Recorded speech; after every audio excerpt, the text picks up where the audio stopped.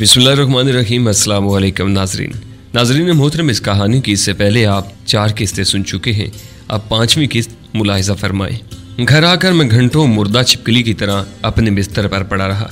उस दिन के बाद उसने मुझे कभी नहीं बुलाया। हालांकि दोबारा उससे मिलने का इश्तियाक जल्द ही मेरे दिल में असर नो तकवीयत पकड़ गया था। पहली मुलाकात के इख्तिताम की दरमानदगी और थकन को मैं भूल गया था और सिर्फ सनसनी खेजी याद रह गई थी, मगर वो जैसे मुझे भूल ही गई थी। कभी उसकी झलक दिखाई दी, न कोई पैगाम आया। अब तो उससे अपनी मुलाकात भी महज तखय्युल की तरह महसूस होने लगी थी। मैं यही सोचने लगा था कि शायद मैंने कोई ख्वाब देखा था। उस ख्वाब की तजदीद न हो सकी, हत्ता कि वो लोग मकान बेचकर एक रात खामोशी से रुखसत हो गए। अजीब लोग थे, सारा घराना ही अजीब था। शमीम तो चली गई, मगर मेरे दिल की खलिश न गई। बहरहाल जो नक्शे कदम वो सोच की राह गुजर पर छोड़ गई थी, उस पर रफ्ता रफ्ता लम्हों की धूल चमटनी शुरू हो गई। इन दिनों मैं एफए का इम्तिहान देकर फारिग हो चुका था। रिजल्ट का इंतजार था। अमूमन गुलेल से परिंदों का शिकार करते, नहर में तैराकी करते या इस तरह के किसी और मशगले में दिन गुजरता था। एक रोज दोपहर के वक्त मैं नहर के किनारे गुलेल से निशानाबाजी में मशगूल था। मुझे कस्बे की तरफ से एक लड़का मंजूर आता दिखाई दिया। मंजूर उम्र में मुझसे कुछ छोटा था और हमारे बराबर वाली गली में रहता था। उसकी मुझ पर नजर पड़ी तो दौड़ने लगा। करीब आया तो मैंने देखा उसके चेहरे पर हवाइयां उड़ रही थीं। अफजल, उसने हाँफते हुए कहा, तुम्हारे बाप को कत्ल कर दिया गया है। इन अल्फाज का फौरी तौर पर मुझ पर कोई असर ही नहीं हुआ था, क्योंकि मुझे अपनी ज़ात से उनका कोई ताल्लुक ही महसूस नहीं हुआ। अब्बा जी फ़कीर मंच इंसान थे, किसी से उनकी दोस्ती न थी न दुश्मनी। उन्हें कौन कत्ल कर सकता था? फिर मुझे ख्याल आया कि उस रोज़ अप्रैल की पहली तारीख थी। शायद मंजूर ने मुझे अप्रैल फूल बनाने का ये भोंडा मजाक इख्तियार किया था। लेकिन जब मैंने उसके खुश्क होंठ और खौफजदा आंखें देखी तो मेरा दिल गोया डूबने लगा। इस किस्म की बकवास पर मैं तुम्हारी गर्दन भी तोड़ सकता हूँ। मैंने उस उम्मीद पर कहा कि वो बात बदल ले और तस्लीम कर ले कि वो झूठ बोल रहा था, मजाक कर रहा था, लेकिन ऐसा नहीं हुआ। वो फटी फटी आंखों से मेरी तरफ देखता रहा, फिर थूक निकल कर बोला, मैं मजाक नहीं कर रहा।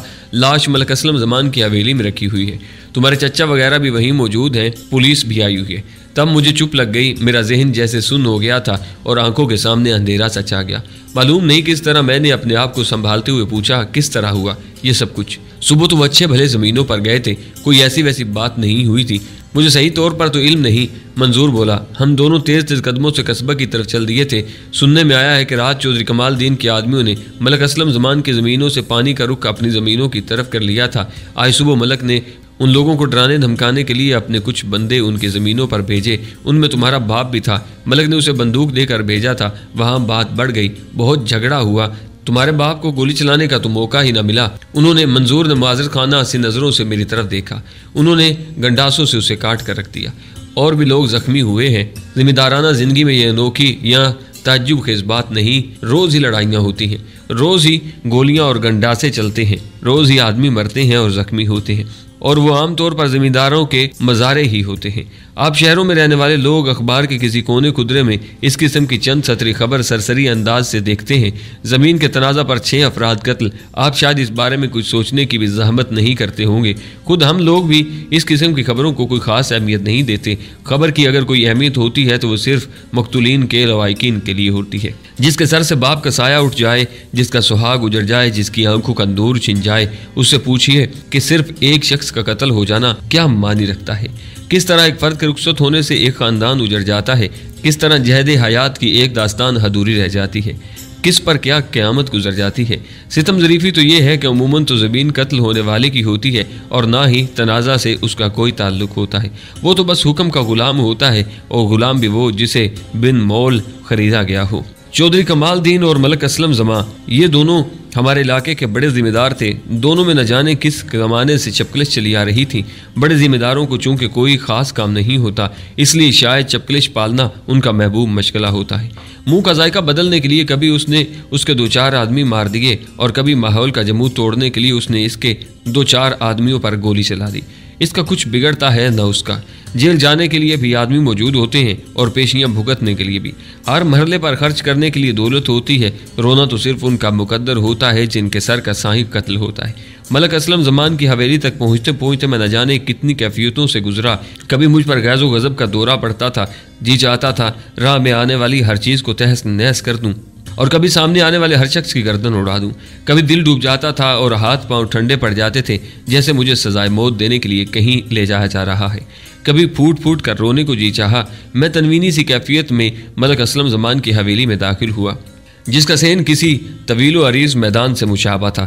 اس وقت سین میں نہ جانے کتنے آدمی بھرے ہوئے تھے۔ ملی جلی آوازوں کی بنبناہٹ سنائی دے رہی تھی جو میری آمد کی خبر پھیلتے ہی تھم گئی۔ ہجوم نے مجھے خاموشی سے راستہ دے دیا اور میں سیدھا اس چارپائی تک پہنچا جس پر سفید چادر سے ڈھکی ہوئی ابا جی کی لاش پڑی تھی۔ میرے وجود کی عمارت آج اپنی بنیاد سے محروم ہو چکی تھی۔ چارپائی کے قریب ہی تھانے دار اور چند سپاہی کرسیوں پر بیٹھے بوتلیں پی رہے تھے۔ ان کے قریب بھی کچھ لوگ فرش پر آلتی پالتی مارے بیٹھے تھے۔ ان میں سے کسی کے بازو پر اور کسی کے سر پر پٹیاں بندھی ہوئی تھیں۔ سامنے ہی ملک اسلم زمان بھی کرسی پر بیٹھا تھا۔ میں چارپائی پر جھکا۔ تھانے دار نے مجھے روکنے کے لیے اپنا بید بڑھایا۔ میں نے پلٹ کر اس کی طرف دیکھا اور اس کا بید ہوا میں ملک رہ گیا۔ اس نے سوالیہ نظروں سے ملک اسلم زمان کی طرف دیکھا اور پھر بید ہٹا لیا۔ میں نے چادر اٹھائی۔ میرے سامنے ابا جی کا چہرہ نہیں، چہرے کے کئی ٹکڑے تھے۔ ایک طرف سے کھوپڑی سے مغز اور کٹی ہوئی نسیں جھانک رہی تھیں۔ بکھرے ہوئے نقوش مٹی اور لہو میں لتھڑے ہوئے تھے۔ چادر میرے ہاتھ سے چھوٹ گئی اور یہ شکستہ چہرہ چھپ گیا۔ میں نے شاید اسے 1 یا 2 سیکنڈ کے لیے دیکھا تھا مگر آج بھی وہ میرے ذہن میں اسی طرح نقش ہے۔ میں رونا چاہتا تھا مگر آنسوؤں کے سوتے خشک ہو چکے تھے۔ اسی لمحے نہ جانے کسی دوسری طرف سے 2 آدمی بڑے اور مجھ سے لپٹ کر رونے لگے۔ میں نے انہیں قدرے پیچھے ہٹاتے ہوئے دھندلائی نظروں سے ان کی طرف دیکھا۔ وہ میرے چچا تھے۔ انہیں ایک طرف دھکیلتے ہوئے میں ملک اسلم زمان کی طرف بڑھا۔ وہ ایک بے ہنگم لیکن بھاری بھرکم دراز قد اور باروب آدمی تھا۔ اس کے جبڑوں کا گوشت لٹکا ہوا تھا اور سر پر کلف لگے ترے والی موٹی سی پگڑی تھی۔ اس وقت وہاں موجود تمام افراد کو گویا سانپ سونگھ گیا جب میں نے ملک اسلم زمان کو گربان سے پکڑ کر ایک جھٹکے سے اٹھا لیا اور گھٹی گھٹی سی آواز میں کہا، ملک تمہیں اچھی طرح معلوم تھا کہ میرے باپ کو گولی چلانا نہیں آتی، پھر تم نے انہیں لڑنے کے لیے کیوں بھیج دیا؟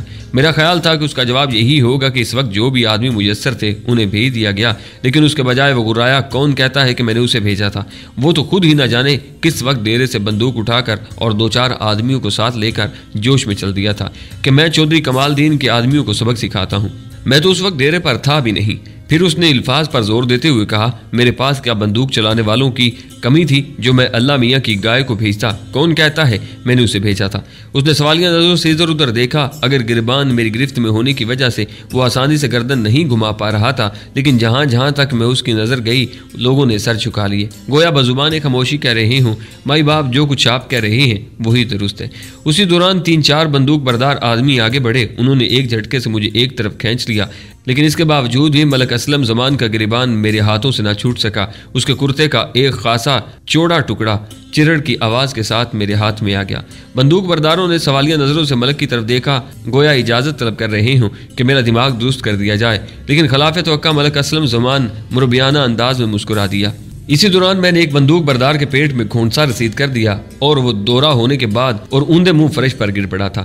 اسی لمحے تھانے دار صاحب نے اٹھ کر سرزنش کے انداز میں بید میرے ہاتھ پر مارتے ہوئے کہا، بس کر چھوکرے، زیادہ دنگا فساد مت مچا، مانا کہ تیرے لیے بڑے صدمے کا مقام ہے مگر یہ بھی تو دیکھ کہ غلطی تیرے باپ ہی کی تھی۔ میں نے تھانے دار کی طرف قطن توجہ نہیں دی اور ایک ٹک ملک کو گھورتا رہا جس کا گریبان چاک ہو چکا تھا اور ڈرم نما سینہ نظر آ رہا تھا۔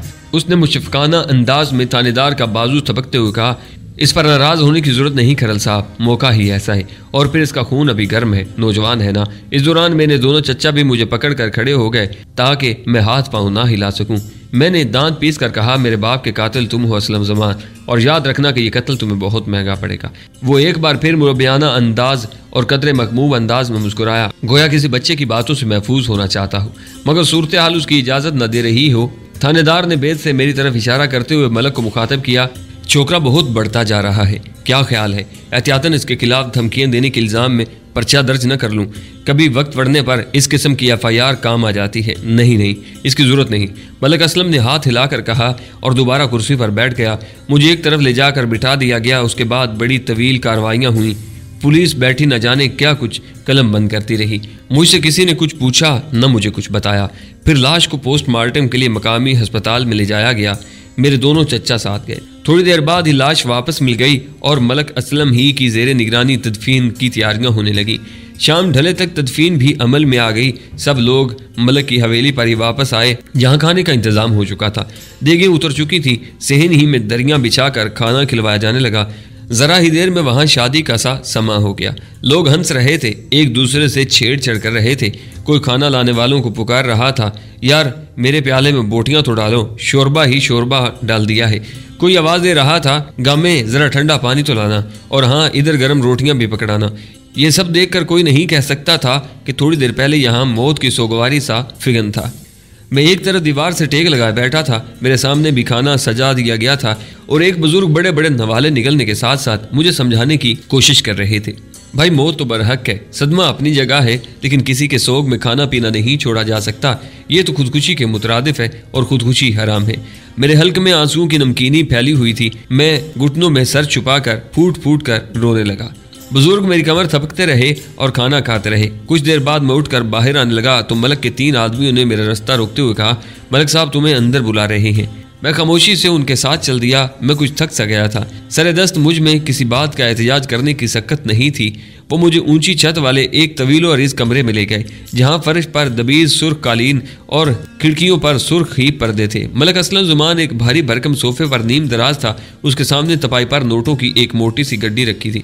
مجھے دیکھ کر وہ سیدھا ہو کر بیٹھ گیا اور کھنکار کر گلا صاف کرتے ہوئے بولا، دیکھو برخودار، جانی نقصان کی تلافی تو ممکن نہیں، تمہارا باپ گو کہ اپنی غلطی سے قتل ہوا، لیکن میرا رویہ اپنے آدمیوں کے ساتھ ہمیشہ سرپرستوں والا ہی ہے۔ میں نے ان کی زندگی میں ان کے ساتھ اور ان کے مرنے کے بعد ان کے لوائقین کے ساتھ ہمیشہ اچھے سے اچھا سلوک کرنے کی کوشش کی ہے۔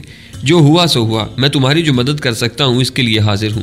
اس نے تپائی سے نوٹوں کی گڈی اٹھائی جس پر ربڑ کا چھلا چڑھا ہوا تھا۔ اس کے ایک آدمی نے گڈی مجھے تھمائی، یہ 10,000 روپے ہیں۔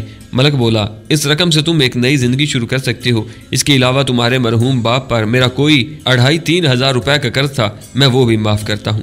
میں نے ایک نظر نوٹوں کی گڈی کی طرف دیکھا۔ میں نے زندگی میں کبھی اتنی رقم نہیں دیکھی تھی، لیکن اس وقت وہ مجھے محض غلاظت محسوس ہو رہی تھی۔ صرف 10,000 روپے میں ایک بیٹے سے اس کا باپ خرید رہے ہو؟ میں نے ملک زمان کو گھورتے ہوئے پوچھا۔ وہ آنکھیں سکیڑے میرا جائزہ لے رہا تھا۔ اس سے پہلے کہ وہ کوئی جواب دیتا، میں نے گڈی اس کے منہ پر کھینچ ماری۔ نوٹ پرانے تھے اور رنگ ڈھیلا تھا۔ اس کے چہرے سے ٹکرانے سے پہلے ہی نوٹ ہوا میں بکھر گئے۔ مزید کچھ کہے بغیر میں تیزی سے کمرے سے نکل آیا۔ کسی نے مجھے روکنے کی کوشش نہیں کی۔ میں سیدھا گھر آ گیا۔ گھر میں کوئی نہیں تھا، سب لوگ حویلی ہی میں تھے۔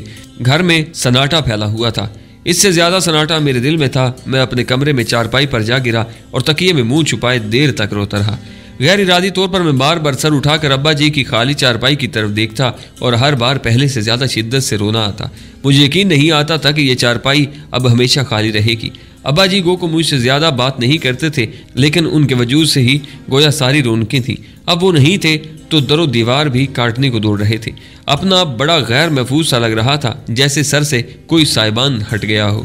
شام کے سائے گہرے ہوئے تو سب لوگ واپس آ گئے۔ چچا وغیرہ میرے پاس ہی آ بیٹھے۔ وہ خود رو رہے تھے، لیکن مجھے تسلیاں دے رہے تھے، اور جوں وہ تسلیاں دے رہے تھے تو میرے آنسوؤں میں روانی آتی جا رہی تھی۔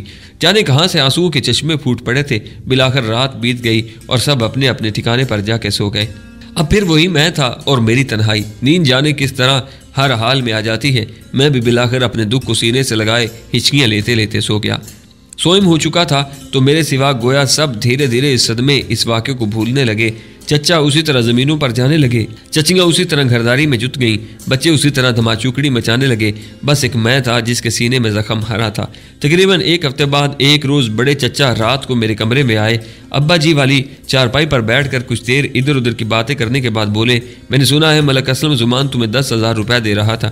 ان کے لہجے میں دبی دبی سی شرمساری تھی، جیسے انہیں یہ تذکرہ اچھا محسوس نہ ہو رہا ہو، لیکن کسی وجہ سے وہ بات کرنے پر مجبور ہوں۔ ہاں دے تو رہا تھا، میں نے دھیمے لہجے میں کہا۔ پھر تم نے کیا کیا؟ ان کے لہجے میں کسی حد تک اشتیاق جھلک آیا۔ میں نے اس کے منہ پر دے ماری وہ رقم۔ میں نے جواب دیا۔ بڑے چچا کا چہرہ بوجھ سا گیا۔ تمہارے اس طرح کرنے سے جانے والا تو واپس نہیں آ سکتا تھا۔ وہ دبی دبی سی آواز اور ہچکچاہٹ آمیز لہجے میں بولے، لے ہی لی ہوتی رقم، کچھ کام ہی سنور جاتے۔ میں ایک ٹک ان کی طرف دیکھنے لگا۔ وہ مجھ سے نظر نہیں ملا رہے تھے۔ میرے دل کو جیسے کسی نے مٹھی میں مسل کر رکھ دیا۔ پیسہ پیسہ پیسہ، سب کو اسی کی ہوس پڑی ہوئی تھی۔ تعلق، ناطے، حتیٰ کہ خون کے رشتے سب اس کے سامنے ہی تھے۔ کسی کا خون کسی کے لیے بیرگے چیک تھا جسے کیش کرانے کا موقع وہ کھونا نہیں چاہتا تھا۔ موقع ملتا تو بھائی بھائی کی لاش پر بیٹھ کر سودے بازی کر سکتا تھا۔ آخر یہ سب کیا تھا؟ کیا پیسے میں واقعی اتنی طاقت تھی، یا لوگ ہی اندر سے کچھ زیادہ کھوکھلے ہو گئے تھے؟ ابا جی کی موت کے صدمے سے میں کچھ سنبھل چکا تھا، میری آنکھیں خشک رہنے لگی تھیں، لیکن بڑے چچا کی یہ بات سن کر جانے کیوں میرا چیخ چیخ کر رونے کو جی چاہنے لگا، دل جیسے یکا یک دنیا سے اچاٹ ہو گیا۔ میں نے صرف ایک نظر بڑے چچا کی طرف دیکھا اور خاموشی سے اٹھ کر چلے گئے۔ وقت گزرتا رہا، میں سمجھتا تھا کہ ابا جی کی موت کا زخم میری جان لے لے گا، مگر ایسا نہیں ہوا۔ میں نے صرف کتابوں کہانیوں میں پڑھا تھا کہ وقت سب سے بڑا مرہم ہے، لیکن اس کا تجربہ مجھے انہی دنوں میں ہوا۔ جوں جوں دن گزرتے گئے سینے کا گھاؤ بھرتا گیا، میں حجرہ نما کمرے میں تنہا رہنے کا عادی ہوتا چلا گیا۔ ایسا لگتا تھا جیسے میں ہمیشہ سے تنہا ہی رہ رہا ہوں۔ ابا جی گویا ایک بھولی بسری سی کہانی بن گئے۔ رفتہ رفتہ میری کیفیت اعتدال پر آ گئی، ہنسی کی بات پر ہنسی بھی آنے لگی، اور زندگی دوبارہ کم از کم اس حد تک ضرور دلچسپ محسوس ہونے لگی کہ اب مرنے کو جی نہیں چاہتا تھا۔ گو کہ شب روز کچھ عجیب ہی انداز میں گزر رہے تھے۔ دن بھر میں آوارہ گائے کی طرح منہ اٹھائے پھرتا، کبھی یہاں بیٹھ گیا تو کبھی وہاں، کبھی اس سے گپ شپ کر لی تو کبھی اسی سے۔ میرا ایف اے کا رزلٹ آ چکا تھا اور میں سیکنڈ ڈویژن میں پاس ہو چکا تھا، مگر مستقبل سے عدم دلچسپی کا یہ عالم تھا کہ میں مارکس شیٹ یا سرٹیفکیٹ تک لینے کالج نہیں گیا تھا، اور نہ ہی بی اے میں داخلے کی کوشش کی تھی۔ کوئی مشورہ دینے والا تھا نہیں، نہ رہنمائی کرنے والا، کسی کو اس امر سے دلچسپی نہیں تھی کہ میرا کیا بنے گا۔ میری خود بھی سمجھ میں نہیں آتا تھا کہ مجھے کیا کرنا چاہیے۔ کبھی میں سوچتا کہ وہیں کو نوکری کر لوں، لیکن سیالکوٹ روڈ پر جو 2-3 چھوٹے موٹے کارخانے قائم ہوئے تھے، ان میں بھی دوسرے ہی شہروں اور دیہاتوں سے لوگ آ کر ملازم ہوئے تھے۔ ہمارا علاقہ صرف ان پڑھ مزدوروں کے معاملے میں خود کفیل تھا، اور ان کی پہلے ہی اتنی فراوانی ہو چکی تھی کہ ہر کارخانے کے گیٹ پر موٹے موٹے لفظوں میں لکھا ہوتا تھا، بھرتی بالکل بند ہے، کوئی سفارش لے کر آنے کی کوشش نہ کرے۔ قصبے کے جو لڑکے تھوڑا بہت پڑھ لکھ جاتے تھے، ظاہر ہے وہ مزدوری نہیں کر سکتے تھے، وہ ملازمتوں کے لیے لاہور سیالکوٹ یا دوسرے شہروں کا رخ کرتے تھے، اور 250-300 روپے کی کلرکی یا کرسی میز والی کسی اور نوکری کی خاطر گھر بار چھوڑ کر چلے جاتے تھے۔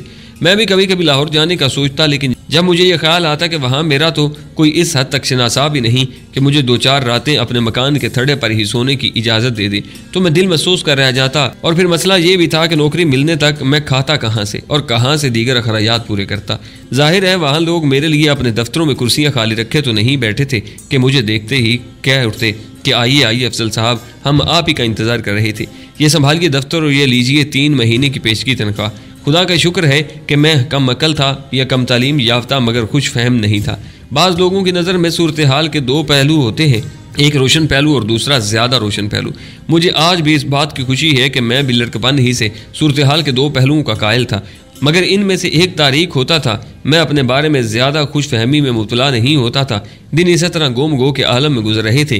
کبھی کبھی میں ملک اسلم زمان کی حویلی کے قریب سے گزرتا تو سینے میں جیسے کسی خوابیدہ آتشفشاں کا دہانہ کھل جاتا، نس نس میں زہر سا گل جاتا، اور میں حویلی کے بلند و بالا در و دیوار پر نظر ڈالتے ہوئے سوچا کرتا کہ ایک روز میں اپنے آتشی انتقام سے اس حویلی کو خاکستر کر دوں گا اور اس میں رہنے والوں کو ٹھوکروں سے اڑا کر رکھ دوں گا۔ لیکن پھر وہی حقیقت پسندی ہو کر آتی اور میں اپنے آپ سے پوچھنے لگتا کیا واقعی ایسا ممکن ہے؟ کیا کبھی میں اس قابل ہو سکوں گا؟ میرا شعور مجھے کوئی جواب نہ دیتا، منفی نہ مثبت، بس دل میں ایک پراسرار سناٹا پھیل جاتا تھا۔ ابھی میں بے مقصدیت کے اس عذاب سے گزر ہی رہا تھا کہ گھر میں چھوٹی چچے کا رویہ بھی بدلنا شروع ہو گیا۔ اگر میں رات کو ذرا بھی دیر سے گھر آتا، کھانا موجود ہی نہیں ہوتا تھا۔ اگر چچی جاگ رہی ہوتی تھی تو بڑی بے نیازی سے کہہ دیتی تھی بچا ہی نہیں تھا۔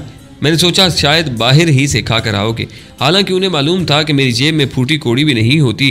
باہر اگر کبھی کبھار راجو سے ملاقات ہو جاتی تھی تو کھانے پینے کی کچھ عیاشی ہو جاتی تھی۔ اب میں کوشش کرتا تھا کہ جس وقت سب کھانا کھائیں میں گھر پر ہی موجود رہوں۔ ان موقعوں پر بھی میرے ساتھ جو سلوک ہونے لگا وہ بھوک مٹا دینے کے لیے کافی ہوتا تھا۔